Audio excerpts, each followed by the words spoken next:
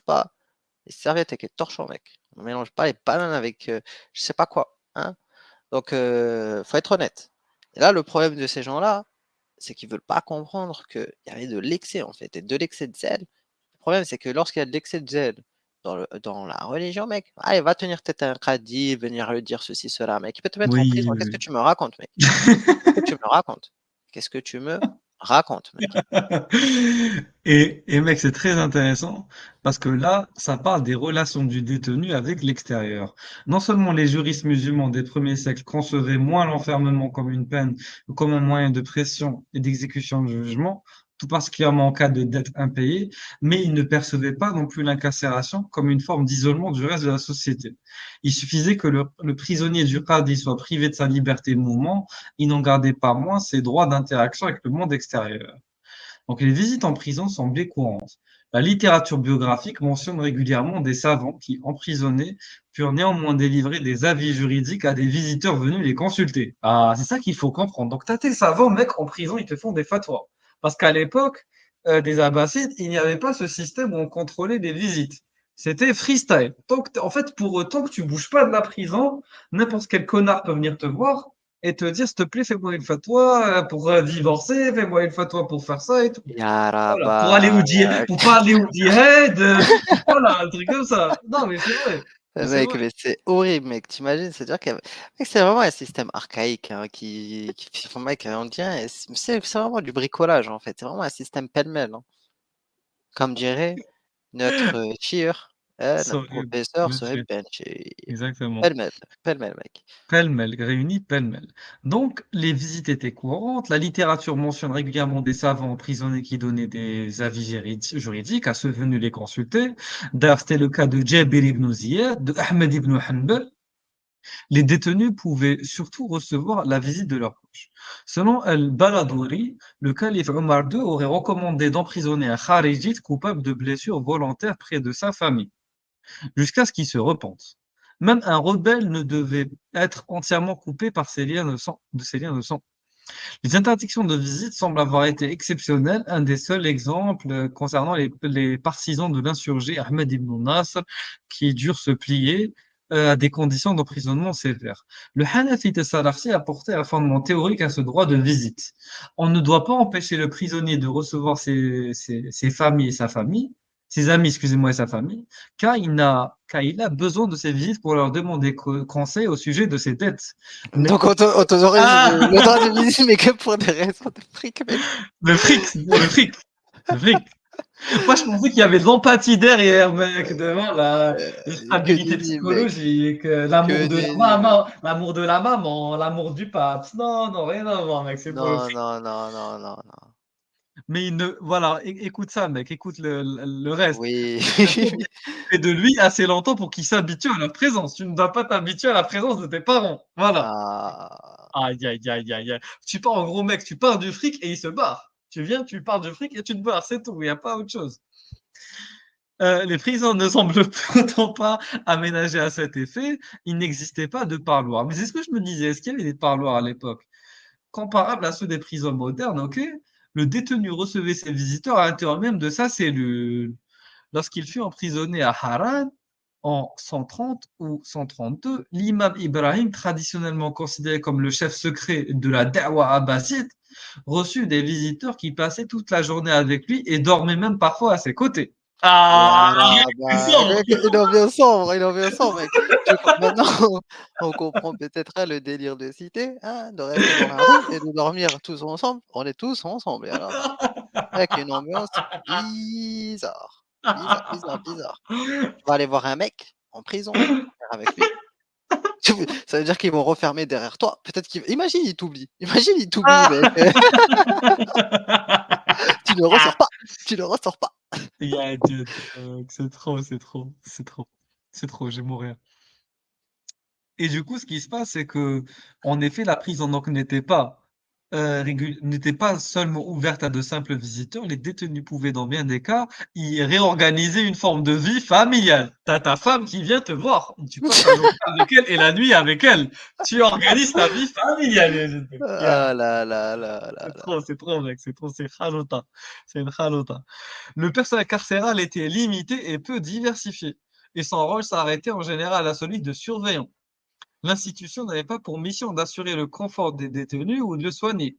Pour vivre décemment, certains prisonniers aisés comptaient sur l'assistance d'un serviteur.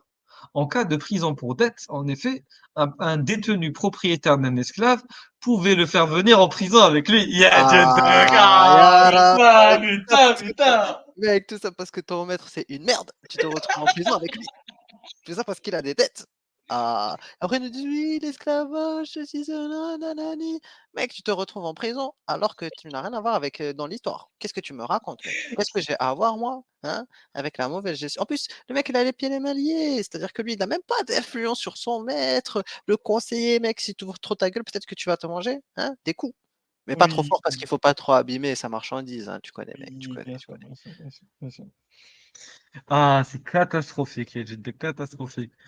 Donc, d'un esclave domestique, un khadim pouvait le faire venir en prison avec lui. S'il tombait malade, la présence d'un tel esclave pour le soigner devenait une nécessité, au point que les juristes hanafites recommandèrent de libérer le débiteur malade qui n'aurait eu personne pour s'occuper de lui. Ah, intéressant. Bon. Oui, parce que mec, à cette époque-là, c'est pas le même système que maintenant. Il n'y a pas de médecin, il n'y a pas d'infirmier ou d'infirmière. Mais en gros, si t'as pas de mec pour s'occuper de toi, tu crèves la gueule ouverte en prison. On t'oublie déjà, mec. De base, on t'oublie. Donc, comment tu veux guérir? Si tombais malade, voilà, hein. Au point que je reste. Voilà, c'est bon. Se faire accompagner en prison par un serviteur était une pratique attestée en d'autres circonstances. À la fin des commandements de chef yéménite, donc Joudey ibn Ali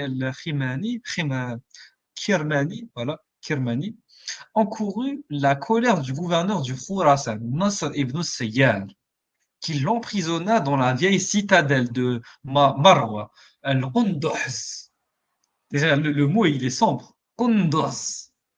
L'homme prit avec lui un de ses affranchis pour le servir, un maoula, dans une citadelle. Attends, mec, moi, ça m'intéresse. J'ai tapé citadelle de mort, je vais voir où est-ce qu'ils ont été enfermés.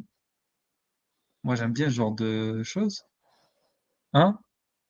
Des noms des citadelles bizarres.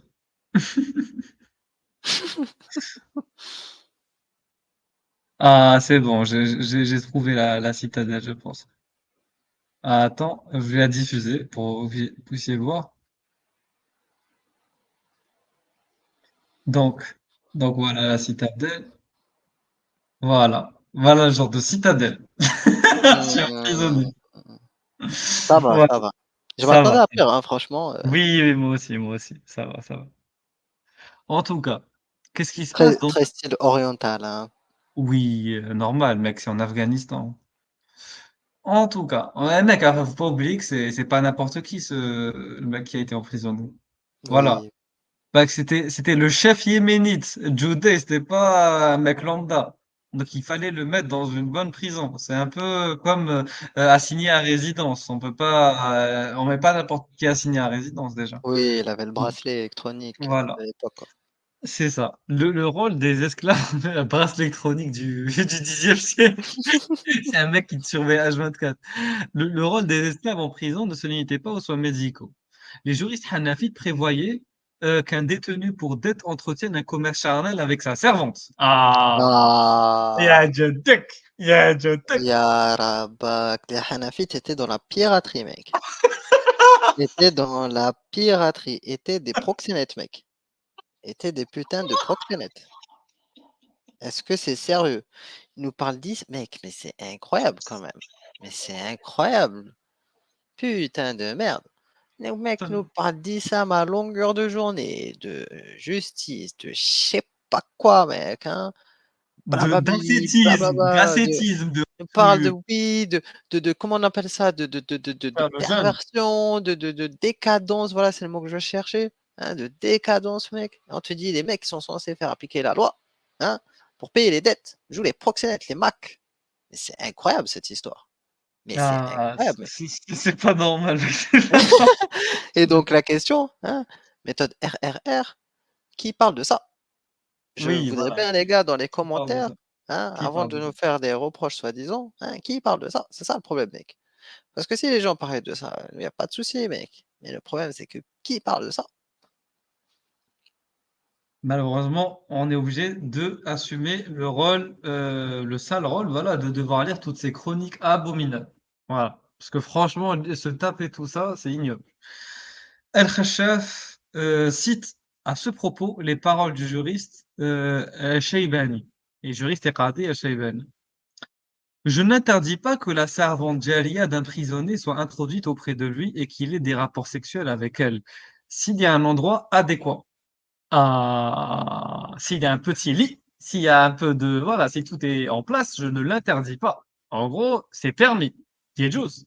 C'est مباح. Le détenu pouvait même, dans certains cas, acheter une esclave à cet effet, alors qu'il avait déjà été incarcéré, mec. Alors, je suis déjà dans la prison et je demande, mec, d'acheter un service. Je veux un service sexuel. Je veux un service sexuel. T'imagines si dans nos prisons françaises, t'as un putain de prisonnier qui vient et qui te dit, je veux acheter un service sexuel. S'il vous plaît, je demande au service pénitentiaire d'accéder à une prestation sexuelle. Aidez-moi. Je suis prêt à payer. À mettre de là, quicheta. Combien ça coûte? 200, 300, 100, 1000? Combien? Combien? Le détenu pouvait même, dans certains cas, voilà, ça je l'ai lu, cette permission s'appliquait aussi à l'épouse du détenu, avec laquelle il avait en principe le droit d'entretenir des rapports lors de ses visites. Selon Ibn al-Ras, telle Ah, était donc l'opinion. il y avait le parloir conjugal à l'époque. Ça va, Ah, et respecter, respecter. ça va. Selon Ça, on Ibn t'oublie, al-Ras, mais ça va. Si t'es marié, peut-être qu'on va pas oui, t'oublier, oui, mec. Ça dépend. oui, oui, oui. Selon Ibn al-Qas, telle était l'opinion d'Al-Shafi'i. Une détenue pouvait également recevoir son mari en prison. Ah, ça pouvait marcher Ah, dans les 2 sens. dans Dans les les 2 sens. alors là, il y a de l'égalité. Comme quoi, Ça va. mec, Il a comme dit quoi c'est féministe, c'est bon, c'est comme bon. quoi les mecs sont capables des fois, hein, là où on s'y attend le moins, hein. De nous Mais étonner, en de ré nous surprendre. mais même pas. En réalité, c'est une là, mec. C'est Pourquoi? une là. Vas-y, pourquoi? Parce que si je prends le truc à l'inverse, peut-être que les mecs se disaient: «Mais il faudrait qu'on creuse, ces conneries». Est-ce que les mecs se disaient: «Est-ce que la prison est quelque chose qui empêche le mari d'accéder à son droit?» Ah oui, c'est vrai, Ah! Là, oui, il faut réfléchir à l'envers, mec, il faut réfléchir comme oui, un oui, rugby, tu oui. vois? Oui, c'est vrai, ils vont te dire, le droit du mari, c'est de jouir de sa femme. Ben, si la Ah! prison empêche le mari de jouir de sa femme, on commet une injustice envers lui. Donc, pour réparer cette injustice, on lui donne le droit d'aller dans la prison. Oui, c'est vrai. Merci. Merci de m'avoir rappelé que l'islam met toujours en avant les droits du mari par rapport aux droits de la femme. Merci de m'avoir rappelé ça. Oui, parce que ça me semblait un peu bizarre, mec, mais il Oui, fallait oui, c'est trouver vrai. un peu le dribblage intellectuel pour, Oui, essayer oui, de, oui. comme il dit, Mahamar, d'harmoniser tout ça. Parce que nous, c'est pas ce qu'on connaît des mecs, donc pour Oui, oui, harmoniser, il faut réfléchir à l'envers, mec. Exactement, exactement. Ah là là. Oui, bah, en fait, souvent les textes islamiques, ils sont contradictoires et ça, c'est vrai. Par contre, il y a d'autres textes qui sont contradictoires, mais vraiment qu'en apparence. Là, vous vous dites: «C'est bizarre là, l'islam qui est habituellement patriarcal, sexiste, misogyne, machiste, là, pour le coup, ils permettent à la femme d'avoir, des relations». Non, non, Ruyen a raison, c'est complètement pour le mari qu'ils ont prévu ça, pas pour la femme. Je reprends. Alors, ce qui se passe, c'est que voilà, donc Ibn al-Qas considérait de surcroît qu'une femme de condition libre pouvait venir s'installer avec son mari incarcéré, à condition qu'elle y consente. Son mari ne pouvait exiger un tel sacrifice. Si en revanche sa femme était esclave, le détenu pouvait l'obliger à s'établir en prison avec lui. Donc c'est une question de statut légal. Si tu es esclave, bessif, de force, tu vas venir dans la prison. Voilà, t'es dans la merde. Mec, t'imagines, t'es esclave, t'es obligé de coucher avec ton maître et en plus tu es en prison. C'est-à-dire que c'est vraiment la triple peine. La triple peine. Alors que la femme libre, elle, mec, elle peut dire non, je reste à la maison. Ah, je reste à la maison. Je ne suis pas obligé de venir m'installer avec toi. Et comme elle est libre, personne ne peut la contraindre en fait. Bon, de même si le détenu demande de temps à autre que sa femme lui rende visite afin qu'il satisfasse ses besoins, ah, ليقضي حاجته منها. Mec, elle est sombre la phrase en arabe en vrai. Oui, oui, oui, oui, oui. Après, ils nous disent, ceci, cela, mec, alors que, mec, quand tu lis après ça m'étonne pas, tu sais, il y avait déjà le savant qui est connu là, l'égyptien, tu sais, qui te dit que les compagnons, ils étaient millionnaires. Lui, c'est le genre de mec qui aurait utilisé ce genre d'expression parce que le mec s'en bat les couilles complet, mec. Faut être honnête. Donc il y a des prédicateurs comme ça, des savants, tout ça, qui sont dans le sans pitié, faut être honnête. Et eux, ils ont pas de souci à lire ce genre de texte ou à user de ces expressions. Faut être honnête. Mais d'autres sont plus dans la cachotterie, mec, dans la là, parce que ce sont des textes sombres. Il y en a qui te disent, rappelle-toi Régulus, il y a des ouvrages qui ne sont accessibles qu'aux étudiants du fiqh. Si tu n'étudies pas, je ne te vends pas le livre. Tout Tu à n'as pas fait. le droit d'être dans cet espace de la bibliothèque, de la librairie, mec. C'est un C'est vrai. espace réservé. Ah, sombre, mec. Comprendra qui pourra. Oui, oui, oui, oui. Et même dans des paroles Razali, il te dit la femme, quand elle fait la prière, déjà, vaut mieux pour elle qu'elle n'aille pas à la mosquée. Et en plus, si elle fait la prière à la maison, elle doit le faire dans le coin le plus sombre possible et le plus caché, isolé possible de la maison. Voilà. Un texte horrible, les idées, horrible. Donc il y a toujours cet aspect-là de rabaisser la femme au paroxysme. Et dans les commentaires, j'ai vu quelqu'un qui a dit la femme doit rester à la maison pour garder les biens du mari. Oui, c'est vrai, certes, la femme doit rester à la maison pour garder les biens du mari, mais à la rigueur, c'est le mari qui est le chef de famille et qui est le responsable de la famille dans ce cas-là. Donc, si le mari demande à sa femme de venir et qu'elle accepte, on va pas lui en vouloir d'avoir accepté, tu comprends? C'est-à-dire que le plaisir, regarde, les droits conjugaux inclut des priorités. Et la priorité première du droit conjugal masculin en islam, c'est la satisfaction de ses désirs sexuels. Voilà. Donc à la rigueur, garder les biens, ça c'est secondaire quasiment. Parce qu'il va lui dire, moi je préfère être satisfait en prison et perdre des biens, qu'on me les vole, je m'en fous, plutôt que d'être insatisfait. Donc moi je pense pas que ça a un lien avec le fait de garder ou pas des biens, vu que le droit du mari sur sa femme, c'est d'exiger d'elle de la satisfaction sexuelle. Non, là, vraiment c'était par rapport au fait que euh, on n'allait pas demander à une femme libre, parce que c'est ça qu'il faut comprendre, elle est libre la femme de statut, de rentrer en prison alors qu'elle avait sa liberté, parce que quand tu rentres en prison, tu perds ta liberté de manière temporaire. Voilà. Alors que quand tu es esclave, tu es tout le temps esclave en fait. En fait, être esclave, c'est comme être dans une prison à ciel ouvert, par ta condition sociale. Vous comprenez ou pas? Voilà. Donc elle devait y être contrainte, voilà. أُجبرت على ذلك. Ici, il avait dans la prison l'endroit inoccupé convenant au repos d'un homme comme lui. Voilà. Alors,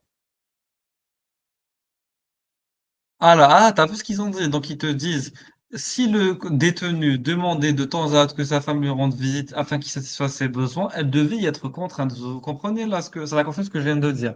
Donc là, on parle pas de l'esclave, on parle de la femme. Donc s'il y avait dans la prison de la place, hein, donc l'homme a le droit d'exiger, hein, de contraindre sa femme à venir. Alors, si t'imagines, mec, si à l'époque, c'est une sorte de police qui vient te voir et qui te dit, vous devez aller satisfaire votre mari qui est en prison. Elle te dit, non, je n'ai pas le temps. J'ai du travail à faire. Ils lui disent, vous n'avez pas le choix.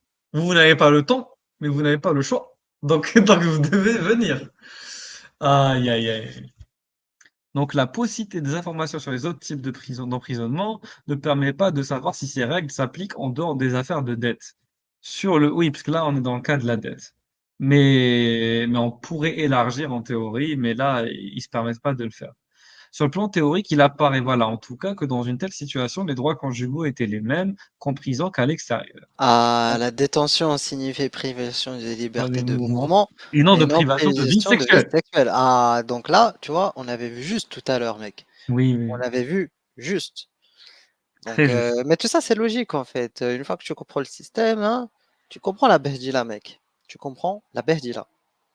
Et là, la behdila, c'est quoi? C'est qu'apparemment, les mecs, ce qui les préoccupait le plus, c'était le sexe. C'était Mmh. le sexe. En fait, le problème exactement, oui, c'était la satisfaction sexuelle, du prisonnier. Donc la proximité physique entre le détenu et son visiteur pouvait certes favoriser des relations charnelles, mais cet état de fait fit aussi l'objet de théorisations juridiques par les Hanafites. Ah, ça c'est très in mec, ils sont rentrés vraiment dans les détails. La détention ne doit pas enfin, n'abolit pas les droits du prisonnier à cohabiter avec sa femme, dit El-Jessès. Il ne doit donc pas être privé de rapport avec elle, tout comme on ne doit pas le priver de manger et de boire. Ah, c'est un besoin naturel. Les juristes mentionnent pourtant quelques exceptions à cette règle. Un détenu ne pouvait faire venir sa femme en prison que si ses droits sur elle étaient établis. Voilà. Donc, si un homme était emprisonné parce qu'il n'avait pas versé le mahr à son épouse et s'il ne pouvait pas prouver qu'il avait consommé le mariage avant son incarcération, le qadi devait refuser d'accéder à la requête. Le douaire était en effet remis en échange de l'accès au corps de la femme. S'il n'y était pas versé, le mari n'avait aucun droit sur elle. Sombre, mec. Sombre, tu n'as pas versé le mahr, la dot. Donc, tu n'as pas accès à ta femme. Pour accéder au corps de ta femme, tu dois payer. Tu dois payer. Sinon, zéro. Tu n'as accès à zéro. Tu restes en prison seul. Seul. Donc, la pratique était plus facile à cerner.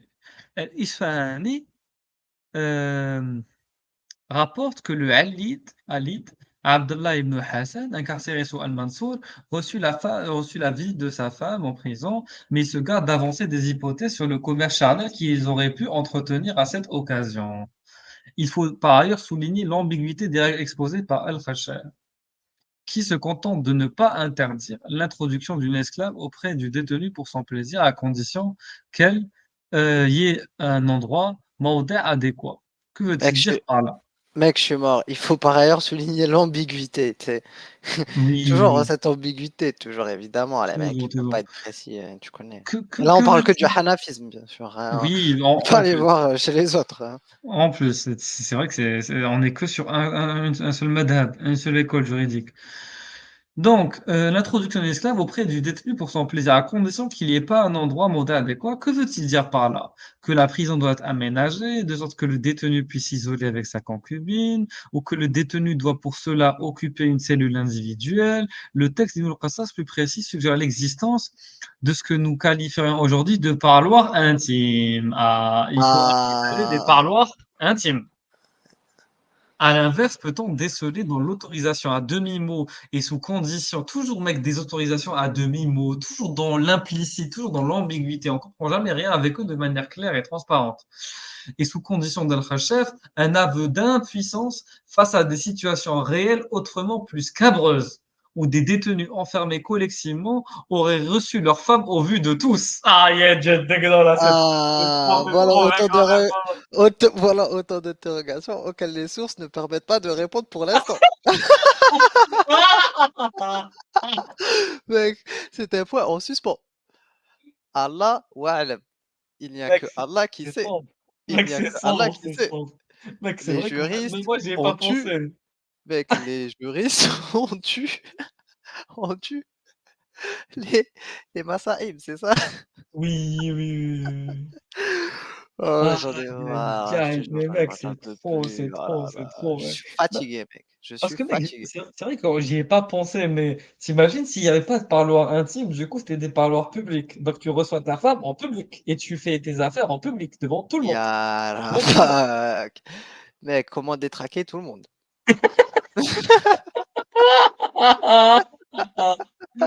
Ouais, mec, c'est trop, j'en ai marre. Ah, Bah, que les conditions d'enfermement pouvaient pousser de nombreux détenus à chercher au dehors de ce dont ils manquaient, entre les murs de leur geôle, donc là c'est partout, Le contact avec l'extérieur était essentiellement de nature commerciale. Comme souvent, la réflexion des juristes se focalise sur la prison pour dette. Mec, c'est toujours le fric qui est derrière ça. Ils ont Oui, centralisé toute la des mauvais théorie payeurs, juridique mec. sur les mauvais payeurs. Ils disent- mais ça, c'est Après, ils nous disent, mais, civilisationnel, mec, c'est oui, vrai. mais ils te disent, l'islam est la solution quand même. Oui, oui, oui. Oui, Bien oui, sûr, toujours. oui, oui, Comme oui. souvent, la réflexion des juristes donc se focus sur la prison pour dette, des individus incarcérés précisément pour n'avoir pu ou voulu, pu ou voulu respecter leur engagement financier, avaient-ils le droit de s'adonner à des transactions commerciales? C'est vrai, c'est une bonne question. La capacité du détenu à gérer ses affaires était une question controversée. Donc les juristes hanafites avaient deux points de vue, donc qui étaient partagés, divergence, étaient dans la divergence. Donc, qu'est-ce que ça te dit? Aux yeux d'El-Khachaf, il allait de soi que le détenu pouvait effectuer des transactions commerciales depuis sa prison, notamment pour son entretien personnel. Il envisageait ainsi qu'il achète de la nourriture, des vêtements, qu'il engage des frais en vue de se marier, et se contentait de prohiber des dépenses excessives. En ce cas, le qadi devait le refréner et lui dire d'interdire d'acheter plus que nécessaire, sans toutefois le réduire à la misère. Voilà, donc le qadi, il te dit arrête d'acheter. Stop, t'es en train d'acheter de la merde. Cette position dérivait de la doctrine d'Abu Hanifa. Il acceptait que le prisonnier pour dette dispose librement de sa fortune.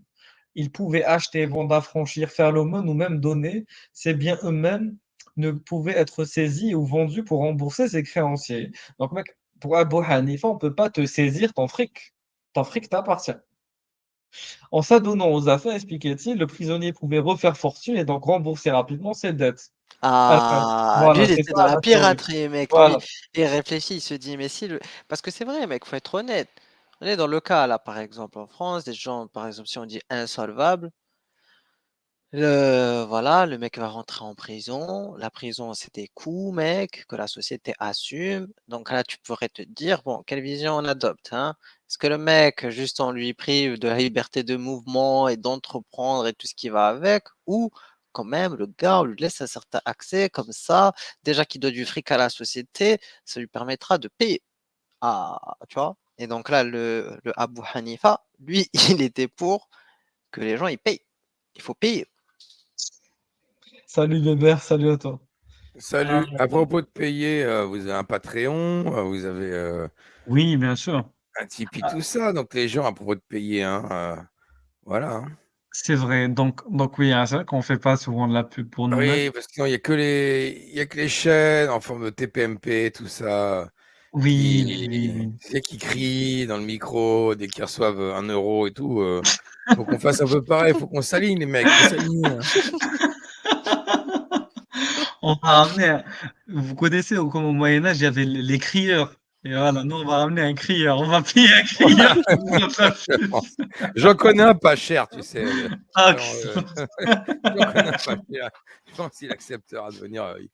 On lui donnera 10%, il sera content. Il sera bien content. aïe, aïe, aïe. Mais en attendant, donc, on fait un peu de pub. Donc, n'hésitez pas si vous voulez nous soutenir. Donc, sur Patreon, voilà, le lien en description, ou sur Tipeee. Donc, ça dépend, c'est au choix sur comment vous voulez, voilà, faire un don. Sachez que, voilà, c'est pas obligatoire, bien sûr, mais ça nous Oui. fait énormément plaisir et soutenir. Moi, personnellement, j'ai beaucoup de projets d'achat de livres et d'achat aussi de logiciels, notamment de montage, etc. Déjà, d'ailleurs, Bébert qui nous donne le partage du StreamYard, c'est grâce aux dons que vous lui faites qu'on arrive à faire tout ça. Voilà, qu'on ajoute des musiques, qu'on ajoute des effets, qu'on peut faire du multiplateforme d'ailleurs. Donc, ne croyez pas que les dons partent juste comme ça. Voilà, on réinvestit dans nos lives, Non, on non, réinvestit dans même, nos savoirs et dans tout le reste. je Voilà. dépense plus que je reçois, les amis. Hein, mais écoute, hein, on n'est pas on ne fait pas du marketing ici. On fait pas du Et en fait, ça marketing. nous fait plaisir, hein, vous inquiétez pas. Voilà, changez rien, donnez ce que vous pouvez, pas de problème, Exactement. les amis. Vous nous soutenez, on sait que vous êtes là, on vous aime.